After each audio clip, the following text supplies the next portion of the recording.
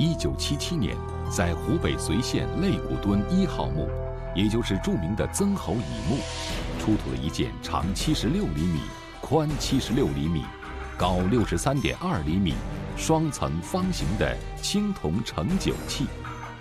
专家对其命名为青铜兵剑。这是一件战国时期的青铜酒器，距今有着2400多年的历史，现藏于中国国家博物馆。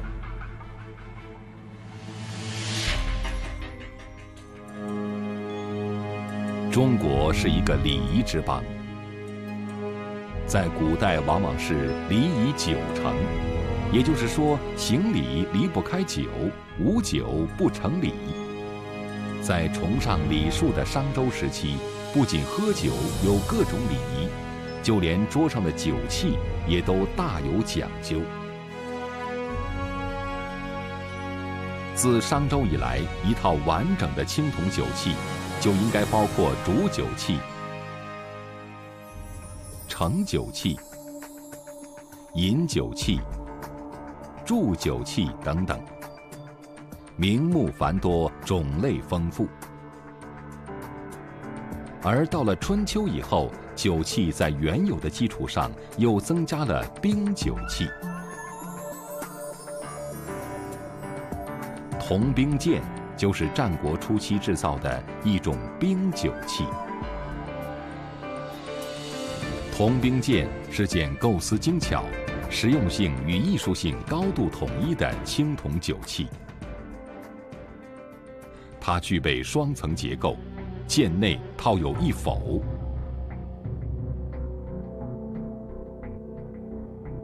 剑与否的组合还设有专门的机关。铜兵剑的方剑底部安有弯形栓钩，正好插入否足穿眼，把否稳住。其中一只栓钩还装有倒钩，栓钩插入后，倒钩即自动倒下卡紧，使否不能摇动。这样一来，用铜兵剑灌酒易酒，就不需打开剑盖，只要打开否盖即可。用这种套合的结构，古人将美酒存于否内，剑腹之内便可另藏玄机。夏天的时候，人们在青铜兵剑的剑和否之间装上冰，使否内的美酒变凉，成为冰镇酒。到了冬天，人们在剑和否之间改装热水，使壶内的美酒成为暖胃的温酒。可以说，青铜兵剑在古时就是一个既可制冷又可制热的两用冰箱。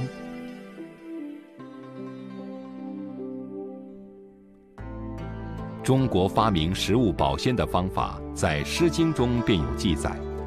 奴隶们冬日凿冰储藏，供贵族们夏季饮用。而古籍《周礼》记载，祭祀供冰剑。剑其实就是指和铜兵剑形制相同的古代冰箱。更值得一提的是，铜兵剑出土时还带有长柄的铜勺，正是古人用来从冰剑中舀酒的用具。仔细观看铜兵剑，不仅为它2000多年前就具备的精巧结构所震撼，更会被它繁复冗杂、精美异常的纹饰所倾倒。半人多高的铜兵剑，周身装饰着交错镂空的纹饰，本身也是一件不可多得的青铜艺术珍宝。您看，铜兵剑的支脚由4只龙首兽身的怪兽组成，龙头向外伸张，兽身的后肢匍匐蹬地，栩栩如生，威武自然。在兵剑的4面4角还一共镶嵌有8个龙形耳，龙形呈拱曲攀扶状，每条龙的头顶承接8块接沿式铜饰，尾部又有小龙缠绕，还有2朵舞瓣小花点缀。兵舰的四周外口沿还都是有镂雕或浮雕勾连云纹、盘螭纹，众多纹饰纵横交错，细小繁杂，精美异常。铜兵舰的舰盖几乎是镂空的，以满布的浮雕勾连纹和盘螭纹铸成盖体。而所谓盘螭纹，就是变形缩小的胶体龙纹，它们一条条只有毛线般粗细，却有头、有腿、有眼、有嘴，形态逼真，相互缠绕，繁密多变。面对这些美轮美奂的纹饰，现代人都不禁啧啧称奇。那么2000多年前的古人究竟是有什么方法制造出了这件如此精致的宝物呢？铸造纹饰复杂的青铜器，特别是那些精度要求很高、有大面积镂空雕饰的器皿来说，很难用陶范来浇铸。为此，古人发明了湿蜡铸造法。青铜兵舰的铸造就是运用了范铸法和湿蜡法相结合的工艺。而铸造纹饰繁密的青铜兵舰，最主要还是使用了湿蜡法。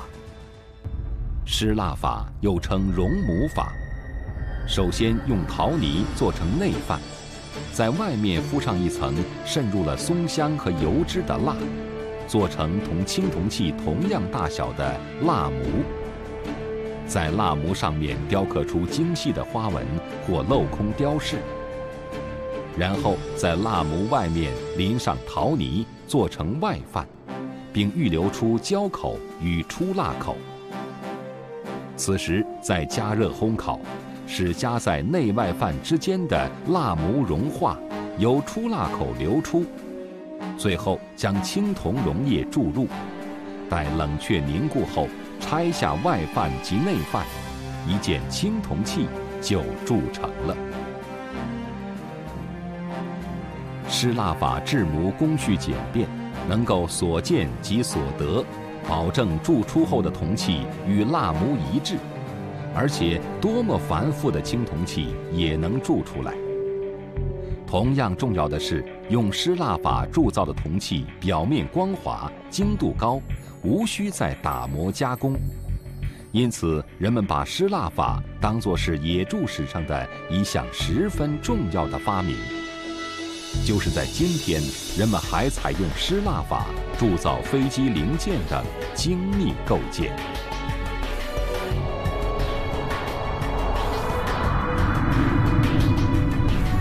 体型硕大，构思奇巧，制作精细的青铜兵舰，为后人展示了中国古代青铜铸造的高超技艺和先进水平。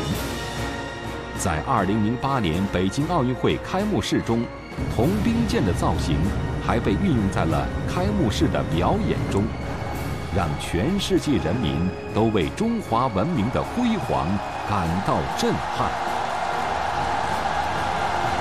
如今，青铜兵舰被珍藏于中国国家博物馆，它的存世不仅成为了研究古代历史的重要证物，更是青铜铸造史上的典范之作。